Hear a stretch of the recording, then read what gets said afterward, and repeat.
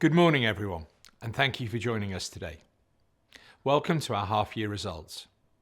We've delivered another very strong half, with operating profit up by 12%. This performance reflects a powerful combination of good organic growth, continued margin expansion, and disciplined M&A. As a result, we're raising our guidance for the full year and now expect operating profit growth above 11%. The outsourcing market remains highly attractive, and our new business wins were excellent, increasing by 14% year-on-year to $4.1 billion.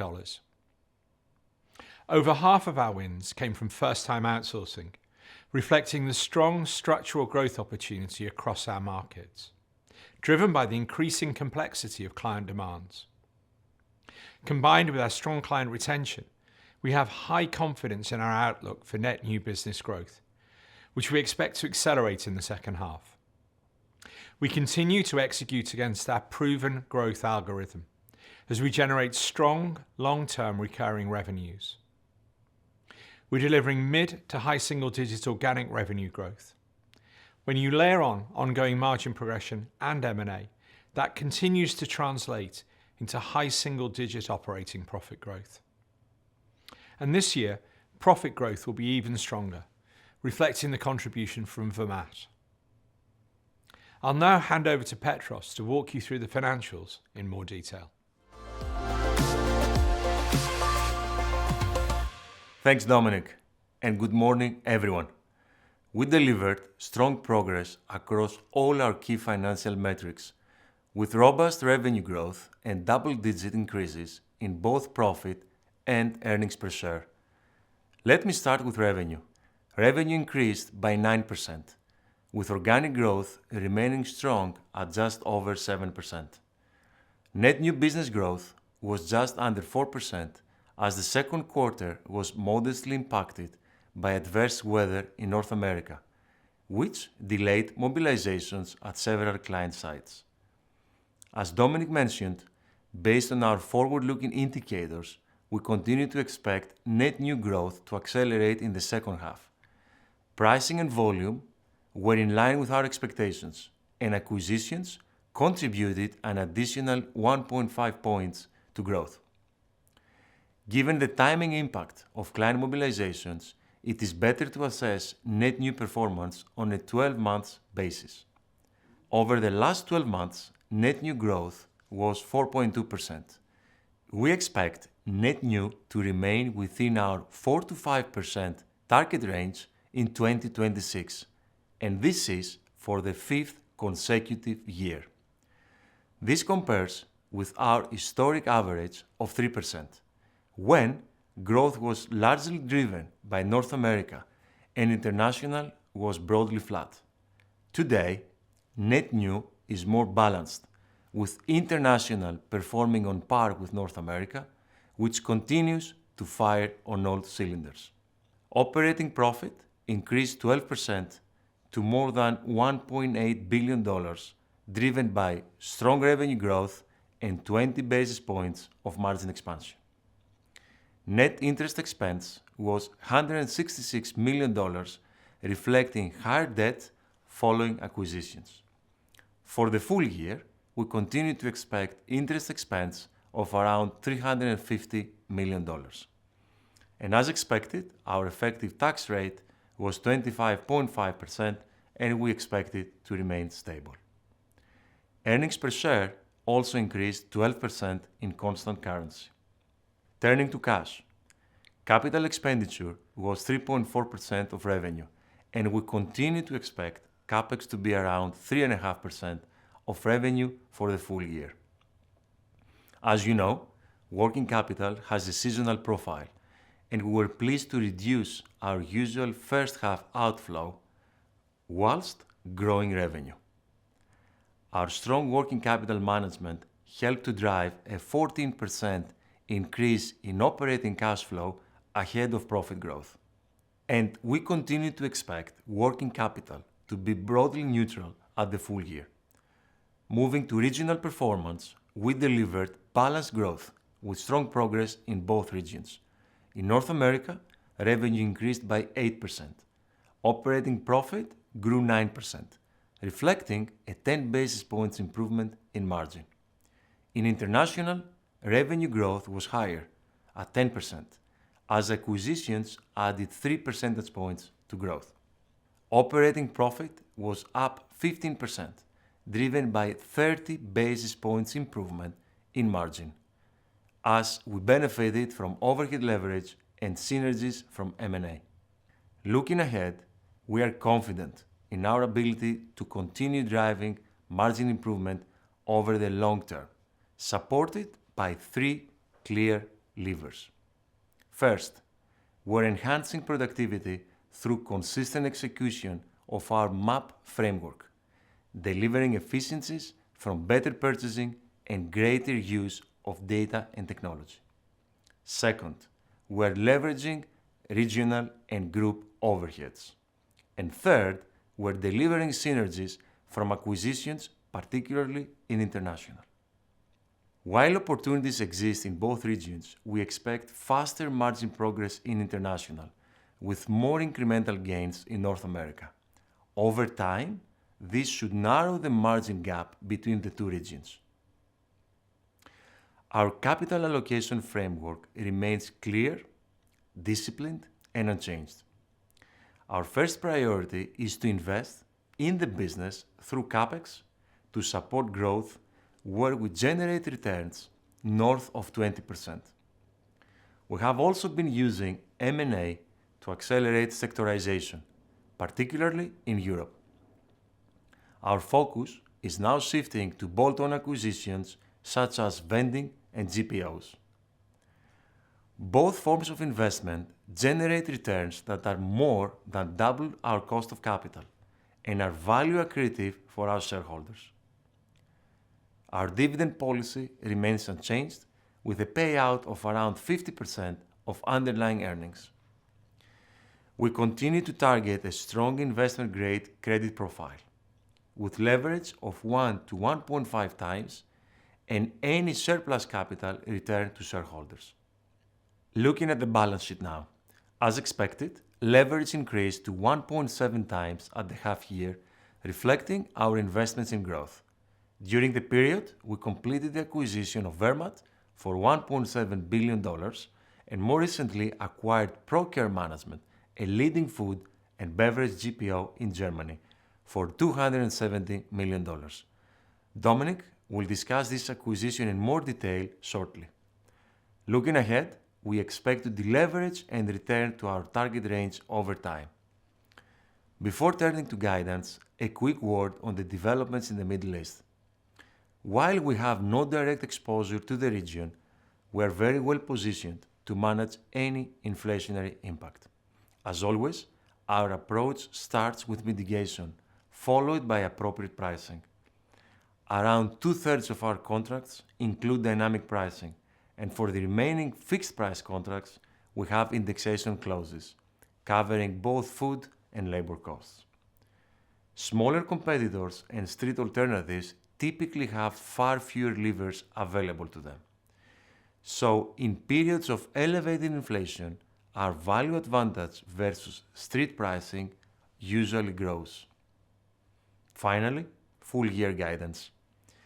Based on our strong first half performance, we are raising our expectations for operating profit growth to above 11% on a constant currency basis. That reflects organic revenue growth of around 7%, around 2% profit growth from M&A, and continued margin expansion. With that, I'll hand it back to Dominic. Thanks, Petros. As you've seen today, we delivered another strong set of results and are well positioned for continued growth. It really is a privilege to work for a company that touches so many lives. The strength of our model lies in its diversity and adaptability. We feed people every day, in mainly captive environments, from school to retirement, wherever they learn, work, play, or heal. Humans are social beings.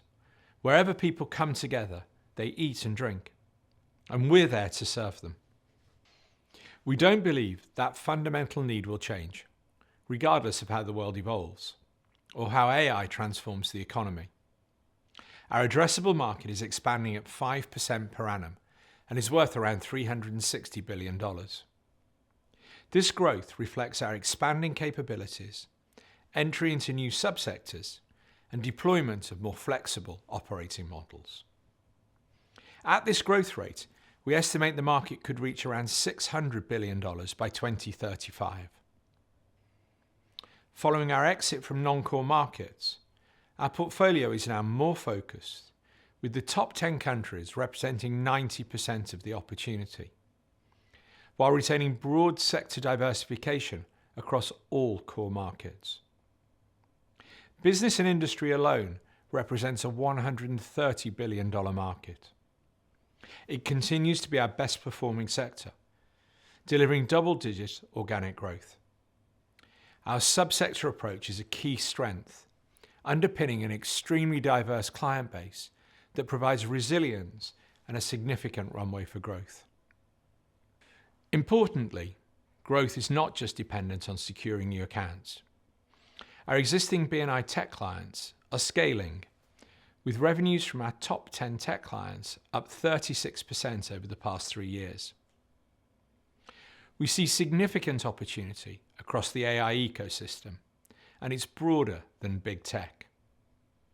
The AI build-out spans everything from semiconductors and servers to data centers and power to the next wave of enterprise applications. We already work with more than 60 clients across this ecosystem, and that footprint is growing.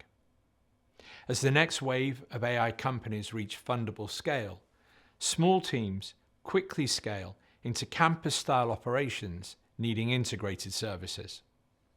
Healthcare also represents a highly compelling growth opportunity, with healthcare across all settings expected to be the fastest growing industry. Growth is being driven by structural and demographic changes, as populations age and chronic conditions become more prevalent. AI is also likely to increase productivity, which can increase the number of patients being treated. The addressable market size today is around $90 billion and growing, with more than half of that still self-operated. Sports and leisure is another exciting area. The global market is expected to grow to $80 billion by 2030. Through Levy, we are already a market leader in the US and the UK, with combined revenues of $5 billion. In the US, we now serve more than 350 venues, including around 40% of major professional sports venues.